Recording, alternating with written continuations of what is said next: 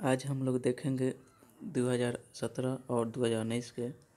जो power electronics में पूछा गया था ऑब्जेक्टिव क्वेश्चन, उसका सॉल्यूशन।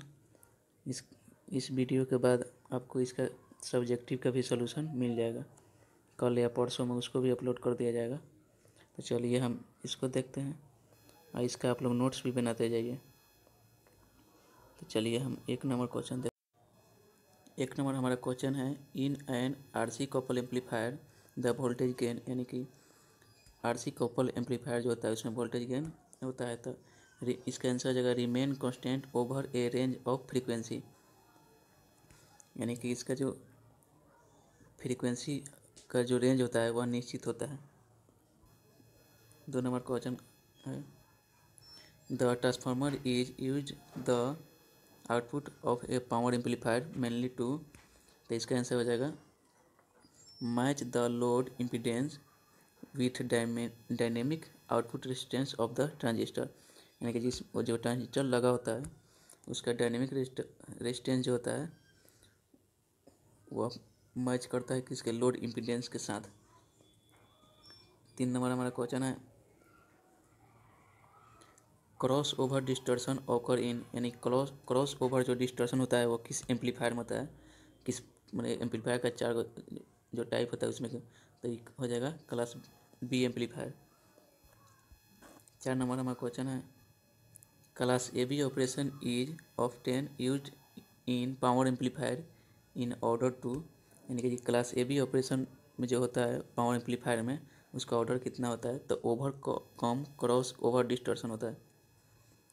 5 नंबर क्वेश्चन हो रहा है, the ratio of latching current to holding current is, latching current का और होल्डिंग करेंट का अनुपात कितना होता है, तो इसका आंसर हो जाएगा 2.5। 6 नंबर क्वेश्चन है, for thyristor pulse triggering is prepare to DC triggering because, यानी कि जो थायरिस्टर जो जिसमें होता है उस वो पल्स ट्रिगरिंग जो होता है प्रिपेयर टू डीसी ट्रिगरिंग क्यों, यानी कि जो पल्स ट्रिगरिंग है उसको प्रिपेयर नहीं होगा, यहाँ पर प्रीफेयर्ड होगा, यानी प्रीफेयर मतलब सलाह दिया जाता है डीसी ट्रिगरिंग के लिए। तो इसका आंसर हो जाएगा gate dissipation is low. 2 number हो जाएगा pulse system is simpler, and तीसरा का हो जाएगा triggering learning is required of duration, यानी कि ये 3 को कारण जो होता है इसी कारण पल्स ट्रिगरिंग जो होता है वो प्रीफेयर किया जाता है डीसी ट्रिगरिंग के लिए। यह तीनों कारण ऑप्शन में रह सकता है या इसमें से एक भी रह सकता है, तो आप इसे याद कर लेंगे ताकि एग्जाम में सही आंसर मार सकें। चलिए अब 7 नंबर क्वेश्चन देखते हैं, a track can be triggered on by, यानी कि ट्रैक में जो ट्रिगर्ड हो सकता है वो कितना, तो पॉजिटिव से नेगेटिव वोल्टेज गेट होता है। 8 नंबर देखते हैं, इसमें टोटल हम 40 क्वेश्चन देखेंगे। 8 नंबर क्वेश्चन है, for constructing A relaxation oscillator, यानी कि कंस्ट्रक्शन रिलैक्सेशन ऑसिलेटर जो होता है वह कौन सा यूज किया जाता है, तो यूजेटी जो होता है इसी का यूज किया जाता है। 9 नंबर क्वेश्चन कर रहा है, in a feedback series regulator circuit the output voltage is regulated by controlling, यानी कि फीडबैक सीरीज रेगुलेटर जो सर्किट होता है उसमें आउटपुट वोल्टेज वो किसके द्वारा कंट्रोल किया जाता है, तो इसका आंसर हो जाएगा voltage drop across the series pass transistor. 10 number question है हमारा, the basic difference between A series regulator and shunt regulator is, यानी कि शंट रेगुलेटर और सीरीज रेगुलेटर में जो बेसिक यानी इम्पोर्टेंट जो अंतर होता है उसको बताना है, तो इसका आंसर हो जाएगा the position of control element. 11 number question है, what are the advantage of switching power supply over linear power supply, यानी कि स्विचिंग पावर सप्लाई और ओवर लीनियर पावर सप्लाई का जो एडवांटेज बताना है वो कौन सा है, था the device operate a switch and power losses are less, यानी कि डिवाइस ऑपरेट जो स्विच होता है और पावर लॉस यानी शक्ति का लॉस यानी हानि वो कम होता है। ये ऑप्शन में आपको ए और बी का दोनों दिया रहता है। चलिए 12 नंबर क्वेश्चन देखते हैं, track can not be use, in track को किस में यूज नहीं किया जा सकता, तो सॉलिड स्टेट टाइप में ऑफ स्विच, यानी स्विच का जो सॉलिड स्टेट टाइप होता है उसमें हम ट्राई का उपयोग नहीं कर सकते हैं। 13 नंबर क्वेश्चन कह रहा है in a single phase full wave control bridge rectifier minimum output voltage and maximum output voltage are obtained at which conduction angle, यानी कि जो single phase wave control bridge जो रेक्टिफायर होता है उसका मिनिमम वोल्टेज और आउटपुट वोल्टेज, यानी minimum output voltage और मैक्सिमम आउटपुट वोल्टेज का जो एंगल होता है वो कितना होता है, तो वो होता है 180 से 0 डिग्री के बीच। 14 नंबर क्वेश्चन कर रहा है हमारा कि in a two quadrant converter working in the first and second quadrant, यानी कि टू क्वाड्रेंट कन्वर्टर जो होता है वह फर्स्ट एंड सेकेंड क्वाड्रेंट में मतलब वर्क कैसे करता है, तो वह load current is always negative, इसमें जो लोड करेंट होता है वह हमेशा नेगेटिव ही रहेगा। 15 नंबर क्वेश्चन है in a three phase full wave AC to DC converter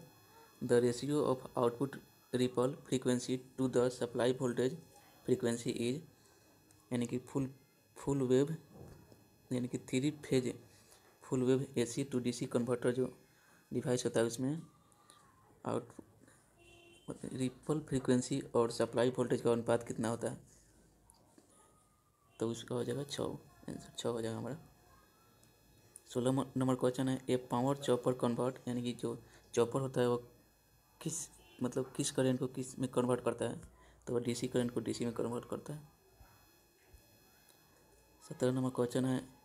DC motor operate from a type A chopper switch to type B chopper, how does to motor operate when a type A and type B is operation respectively, यानी कि कह रहा है DC motor जो operate होता है जो type A chopper से टाइप B चॉपर में वह मोटर मतलब A और B ऑपरेशन की क्रिया कैसे करता है, तो इसका हो जाएगा मोटरिंग एंड रीजनरेटिव ब्रेकिंग के द्वारा। 18 नंबर क्वेश्चन है the effective period in A voltage commutator chopper, इसका तो आंसर नहीं मालूम है, अगर आप लोगों को मालूम होगा तो इसे क्वेश्चन नंबर करके उसका आंसर आप कमेंट में बता दीजिएगा। यह जो 18 नंबर क्वेश्चन है आप लोग इसको कमेंट में बताएंगे। चलिए 19 नंबर क्वेश्चन देखते हैं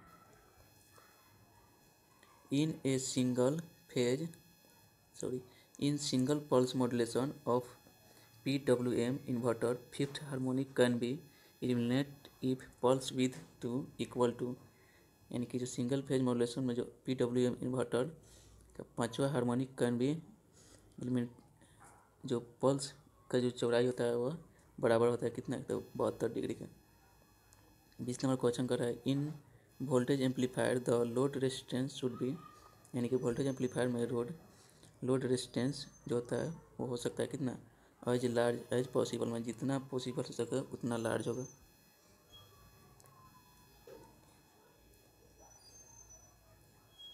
यह 2017 का क्वेश्चन बैंक का ऑब्जेक्टिव है। 21 नंबर क्वेश्चन कर रहा है efficiency of transformer couple class A amplifier is, यानी कि क्लास A एम्पलीफायर का इफिशियंसी जो होता है वो कितना होता है, तो 50%। 22 नंबर क्वेश्चन कर रहा है which one of the amplifier suffer from cross over distortion, यानी कि वो कौन सा एम्पलीफायर है जिसमें क्रॉस ओवर डिस्टर्शन होता है, तो class B amplifier. 23 number question है two transistor analogy is related to, यानी कि 2 ट्रांजिस्टर जो होता है वो रिलेटेड होता है कितने किससे, SCR से। SCR हैज डस्ट दिया गया है semi conductor layer and dust junction, यानी कि जो SCR SSC लिखा गया यहाँ पे SCR होगा, इसमें जो होता है 4 सेमी कंडक्टर होता है एंड 3 जंक्शन होता है। 25 नंबर क्वेश्चन है turn on method of SCR is, यानी कि टर्न ऑन मेथड जो होता है SCR में होता है, तो आपको ऑप्शन A में दे देगा dV/dt triggering and option B में दे देगा गेट ट्रिगरिंग, तो आपको ये दोनों चार्ट लगाना होगा, यानी कि A और B मारना होगा। 26 नंबर क्वेश्चन कर रहा है single phase full wave rectifier require dash dash SCR, यानी कि single phase full wave rectifier होता है, उसमें एसीआर की आवश्यकता होती है कितने, 2 गो।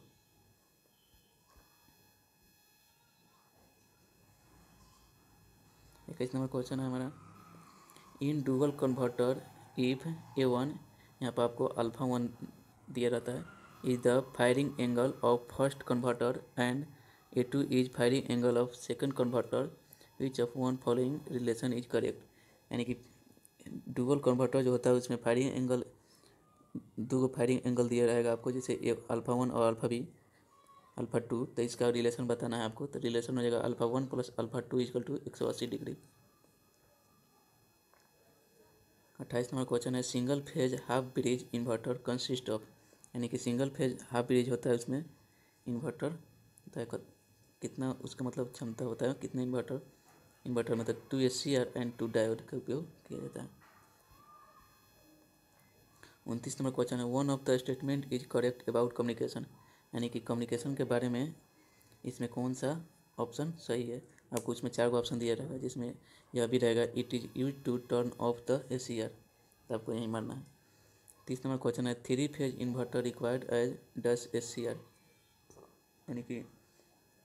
3 phase inverter required in that, मैंने कौन से ACR में, यानी कि ACR में 3 फेज होता है, आवश्यक होता है कितना, तो वह मिनिमम ऑफ 6, यानी कि 6। 31 नंबर क्वेश्चन है हमारा,